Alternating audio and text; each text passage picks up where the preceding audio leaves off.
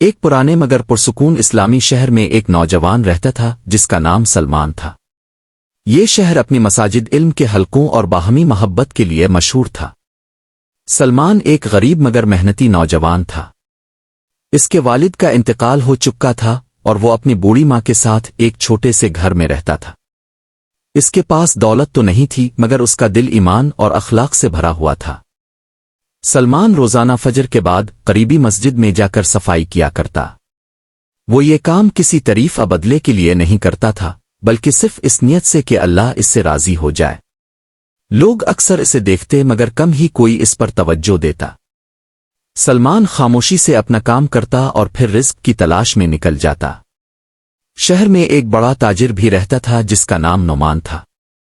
نعمان کے پاس دولت، دکانیں اور نوکر چاکر سب کچھ تھا مگر اس کے دل میں سکون نہیں تھا۔ وہ ہر وقت منافع نقصان اور لوگوں کے خوف میں مبتلا رہتا۔ اگر کوئی اس سے غلطی ہو جاتی تو وہ سختی سے پیش آتا، یہاں تک کہ غریبوں کو حقیر سمجھتا۔ ایک دن نعمان کی دکان سے قیمتی کپڑا چوری ہو گیا۔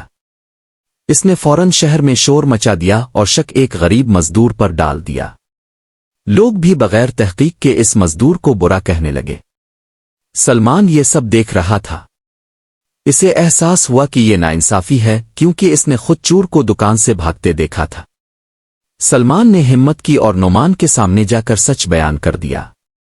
اس نے کہا، میں نے اپنی آنکھوں سے دیکھا ہے کہ چوری کس نے کی۔ یہ مزدور بے گناہ ہے۔ نعمان کو غصہ آیا۔ اس نے سلمان کو ڈانٹا اور کہا کہ تم غریب ہو، تمہیں کیا معلوم؟ مگر سلمان اپنے بیان پر قائم رہا۔ اس نے کہا کہ اسلام ہمیں سچ بولنے اور انصاف کا ساتھ دینے کا حکم دیتا ہے، چاہے اس میں ہمیں نقصان ہی کیوں نہ ہو۔ آخرکار مزید تحقیق ہوئی اور اصل چور پکڑا گیا۔ مزدور بری ہو گیا۔ نعمان کو اپنی غلطی کا احساس ہوا۔ پہلی بار اس نے دیکھا کہ ایک غریب نوجوان نے بغیر کسی خوف کے حق کا ساتھ دیا جبکہ وہ خود دولت کے باوجود کمزور ثابت ہوا۔ نعمان نے سلمان کو بلایا اور اس سے معافی مانگی۔ اس نے کہا، آج میں نے سیکھا کہ اصل دولت دل کی سچائی ہے، نہ کہ سونے چاندی کے ڈھیر۔ وقت گزرتا گیا۔ نعمان نے اپنی زندگی بدلنا شروع کر دی۔ وہ غریبوں کی مدد کرنے لگا، انصاف کو اہمیت دینے لگا اور نماز کی پابندی اختیار کر لی۔ سلمان اپنی سادہ زندگی میں پہلے جیسا ہی رہا مگر اب لوگ اسے عزت کی نگاہ سے دیکھتے تھے۔ ایک دن شہر میں قحط پڑ گیا۔ کھانا کم ہو گیا۔ نعمان نے اپنے گودام کھول دیے اور لوگوں میں اناج بانٹنے لگا۔ جب اس سے پوچھا گیا کہ یہ سب کیوں کر رہے ہو تو اس نے کہا، میں نے سلمان سے سیکھا کہ اللہ کی رضا سب سے بڑی کامیابی ہے۔ سلمان نے یہ سن کر اللہ کا شکر ادا کیا۔